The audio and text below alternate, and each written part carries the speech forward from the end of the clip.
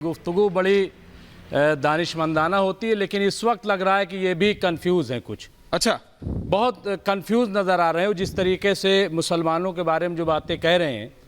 पसमानदा अभी जो ये लेकर के आए थे, ये कौन लेकर के आया था? खुद बीजेपी लेकर के आई थी। इस पे भी मैं बात नहीं करूँ। मैं सिर्फ ये कहना चाहता हूँ कि जिस तरीके से बीजेपी कांग्रेस को मुसलमानों को मसीहा बना रही, कहीं समाजवादी पार्टी को मुसलमानों को मसीहा बना रही, कहीं लालू प्रसाद यादव को मुसलमानों को मसीहा बना रही। अरे भैया, ये मसीहा नहीं है। अगर ये मसीहा होते और ये मुसलमानों का भला चाहते, आपको याद होगा कि एक मर्तबा ये समाजवादी पार्टी ने, मुलायम सिंह जी ने अपने मैनिफेस्टो में 18% रिजर्वेशन की बात कर दी थी, और उसके बाद आप ही की तरह, आपकी पार्टी की तरह उसको जुमला करार दिया था। और मैं ये कहना चाहता हूं, अगर ये वाकई ये लोग हमदर्द होते, जैसा कि आप हमदर्द साबित करना चाहते हैं, तो आज मुल्क के मुसलमानों की हालत दलितों से बदतर नहीं हो जाती। आज मुल्क के मुसलमानों की हालत दलितों से बदतर है, और मुसलमानों को तो स्टेज लायक नहीं रखा गया। मैं बार बार ये कहता हूं, जिस तरीके से मुसलमानों को अपोजिशन बना करके पेश किया जा रहा है, और आज तो ऐश्वर्या भाई ने जो पोस्टर बनाया, जो थंबनेल बनाया, वो गजब का था। क्या हो गया? गजब का वो ये था कि उसमें पीएम एक तरफ बैठे हैं और दूसरी तरफ मुसलमान जो है वो रस्सियों में बंधा हुआ है। अच्छा, रस्सियों में बंधा हुआ है। आपने दूसरी तरफ नहीं देखा? आपने दूसरी तरफ नहीं देखा? आप बैठे, आपको कोई नहीं खींच रहा। नहीं, पर आपको कोई नहीं खींच रहा, आप बैठिए। मैंने बाहर कहा कि भैया मुझे भी रस्सी उससे बांध दो। अच्छा, और उसमें कोई मतलब आपने वो पूरा देखा नहीं, आप उसे अपने हिसाब से करें, कोई बात नहीं। खींच रहे हैं और राहुल खींच रहे हैं, और उसमें एक बार आप ही ने कहा था कि हम क्या कोई कॉमोडिटी हैं? नहीं, वही हमें जब चाहे वहां खींच। मैं वही कह रहा हूँ। मैंने तो आप ही की बात को डिबेट किया। हाँ, बोलिए बोलिए, don't go on zip until I tell you. मैं सिर्फ ये कह रहा हूँ ऐश्वर्या भाई, बोलिए बोलिए कि विंडोज में जाइए। ये क्या मुसलमानों को तमाशा बना के रखा है? अरे भाई, मुसलमान इस मुल्क का इज्जतदार शहरी है, मुसलमान इस मुल्क का हिस्सा है, और जिस्म का कोई हिस्सा कमजोर होगा तो मुल्क मजबूत नहीं होगा। ओके, इस बुनियाद पर मुसलमानों को राहुल जी आ रहा हूं, मजबूत कीजिए। ओके, पॉइंट चाहिए। ओके, डॉक्टर अहमद बोलिए, क्विक रिस्पॉन्स। हाँ, लारी जी और दिनेश जी आना था। हाँ, दानिश जी आ रहा हूं। जी हाँ, दो तीन बातें हैं। एक हमारे भाई ने बोला लालू जी की बात पर कि ये एकेडमिक बात है, जिसपे सुधांशु भाई ने भी अपना राहुल देव जी पत्रकार। मेरे सम्मानित साथी, ये एकेडमिक बात नहीं है। ये एकेडमिक बात इस मारे नहीं है क्योंकि इतिहास बताता है कि तुष्टीकरण के लिए इस देश में बहुत कुछ किया गया है। अब कोई चैनल पर बैठकर बोल दे कि मुसलमानों के लिए कुछ भी नहीं किया गया, तो भैया ये तो एहसान फरामोशी। बीच में कोई नहीं बोला। अरे भाई, रिलैक्स, डिबेट का। पर आप बीच में नहीं बोलेंगे, अपने अपने टाइम पे बोलेंगे। रिलैक्स हो रही है। ये तो पता है मुझे, डिबेट हो रही है, मुझे क्या बता रहे हैं? नहीं, बिदको मत, आराम से बैठो, आराम से बैठो, आराम से। अब टॉपिक पे रहिए। अरे बिदको मत बेटा। अच्छा, टॉपिक पे बहुत छोटे हो। टॉपिक पे बिदको मत। बड़ा छोटे की बात भी कहा था कि बड़ा छोटा नहीं होता है। टॉपिक यहाँ पे उम्र के हिसाब से लोग नहीं बुलाए जाते। टॉपिक। Thank you. हाँ, टॉपिक प्लीज। चुप रहो बेटा। अच्छा प्लीज बेटा, चुप। Doctor Ahmad please, thank you. हाँ, टॉपिक। तो ऐश्वर्या भाई जी, 1967 में एएमयू का माइनॉरिटी स्टेटस हटा दिया गया था। 1981 में फिर लागू कर दिया गया। ये क्या था? जैसा अभी बोला, एएमयू और जामे मिलिया से दलितों का रिजर्वेशन हटा दिया गया। कर्नाटका में सारे मुसलमानों को रिजर्वेशन दे दिया गया। शाबानो क्या था? तो ऐसी तुष्टीकरण की बातें सिर्फ एकेडमिक नहीं होती, धरातल पर हम लोग इन चीजों को महसूस कर चुके हैं। पहली चीज। दूसरी चीज, ये जो लालू जी ने बोला है ऐश्वर्या भाई, मुझे ये पोलराइजेशन नहीं लगता है। ओके, पॉइंट है। दानिश जी लगता है। दानिश जी चले गए। लारी, ओके। तारिक अहमद लारी, समाजवादी पार्टी बोली नहीं है अभी तक। बनने के बाद दानिश जी का फ्रेम चला गया। एक मिनट बोलिए। इंडिया अलायंस बनने के बाद सुधांशु जी को रखिए बीच में। वैसे ही इंडिया अलायंस को जा रहा है, मुस्लिम वोट तो वैसे ही इंडिया अलायंस को जा रहा है। तो ये सारी बातें बोलना सुसाइडल लग रहा है मुझे। राहुल जी, पोलराइजेशन। ओके, तारिक अहमद लारी, समाजवादी पार्टी। अब तो नहीं बोलेंगे तारिक जी, बोलो। डिबेट समझ आ गई होगी, बोलिए। वेरी स्मार्ट समटाइम लारी। मैं तो सवाल फिर भी पूछूंगा आपसे। मैं तो उस समय उंगली उठाया था, सुधांशु जी की कुछ बातें थी, उस पर मैंने उंगली उठाई थी। पूछिए। आपका तो सवाल अभी तक नहीं आया। पूछिए जनाब, पूछिए।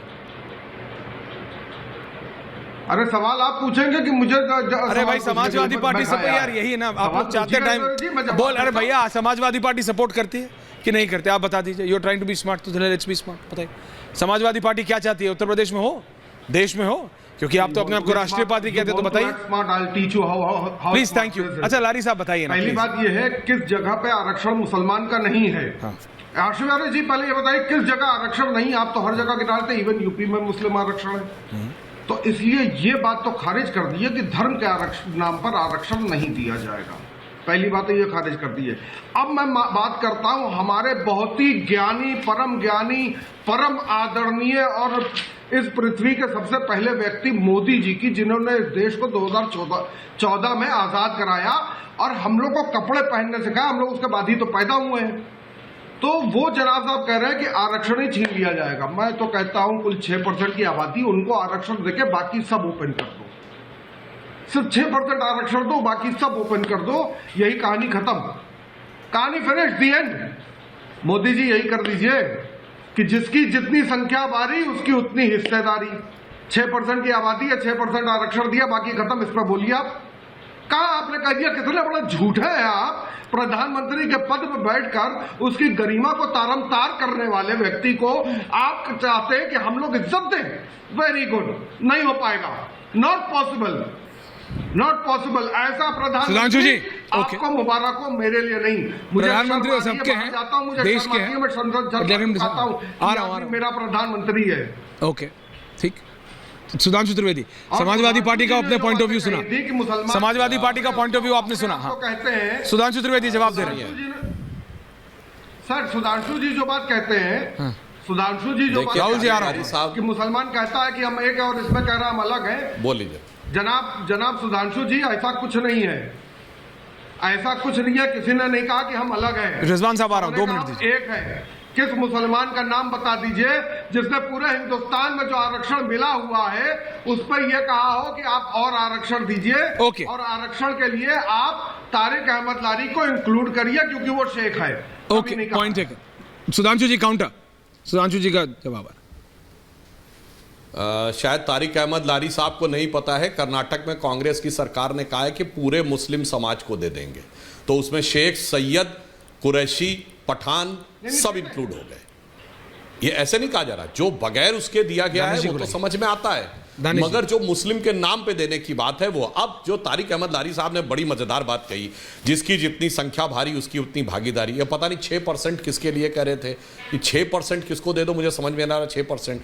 मगर भागीदारी की बात आजकल बड़ी मजेदार है ऐश्वर्य जी। जो लोग हम लोगों से पूछते थे मुसलमानों को कितने टिकट दिए हैं, पूछिए ये महाविकास अघाड़ी ने महाराष्ट्र में मुसलमानों को कितने टिकट दिए हैं, यह बताइए। 545 सीटें हैं, इंडी गठबंधन से पूछेगा 20% के हिसाब से 120 टिकट दिए हैं। चुनौती से कहता हूं दिखा के जाइएगा 120 मुसलमानों को टिकट दिए हो तो।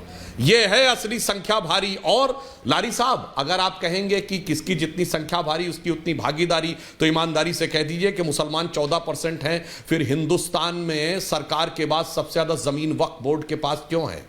उतनी भागीदारी मिलनी चाहिए जितनी संख्या भारी है, अन्यथा मंदिरों से ज्यादा वक्फ बोर्ड के पास जमीन भारी है, मगर उसके बावजूद जिसकी जितनी संख्या भारी उतनी भागीदारी है। इसीलिए जनता के अंदर बहुत समझदारी है और आप उस समझदारी के ऊपर कोई गलती मत करिए। मगर एक फैक्ट बोलना चाहता हूं, देखिए रिजवान साहब यहां बैठे हैं और राहुल देव जी पुराने वरिष्ठ पत्रकार हैं। मैं बताना चाहता हूं, उत्तर प्रदेश में आजादी के समय 20% मुसलमान था ब्यूरोक्रेसी में। पढ़ाई लिखाई में मुस्लिम सबसे आगे था। 1931 की सेंसस में यूपी में रेट ऑफ लिटरेसी 8% थी। हिंदुओं में सबसे जो पढ़ी लिखी कम्युनिटी मानी जाती थी ब्राह्मण, वो 15%, क्षत्रिय 13%, सैयद मुसलमान 24%। और कोई ये एलबी ना ले कि सब पाकिस्तान चले गए। आजादी के बाद उत्तर प्रदेश से सिर्फ 5-6 लाख मुसलमान गए थे।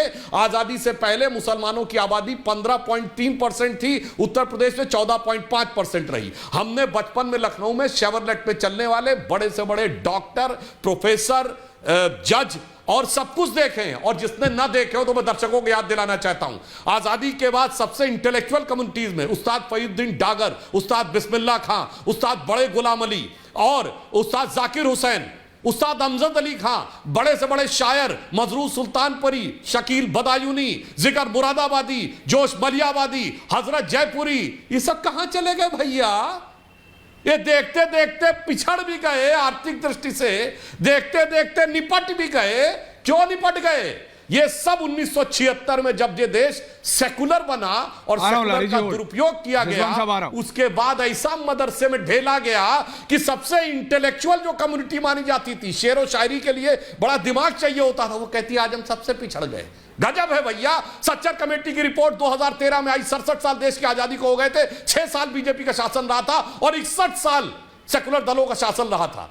किसने मारा आपको? हमने नहीं मारा, इस सेकुलर सियासत ने मारा। तो मैं एक बार जो पार्लियामेंट में बोल चुका था, दोबारा वो बोलता हूं, किसी को किसी की अदावत ने मारा, किसी को किसी की मोहब्बत ने मारा और शराफत अली को सेकुलर सियासत ने मारा। मगर आंखें खोलो मेरे भाई, आज भी वो तुमको मार ही रहे हैं। तुम्हारे दिल में खौफ पैदा करते हैं बीजेपी आएगी तो खा जाएगी, खा जाएगी, खा जाएगी, कुछ नहीं होता। वो आपकी पूरी लियाकत और आपकी सदाकत खाते चले जाओ। ओके, दानिश भाई बोले नहीं है अभी तक।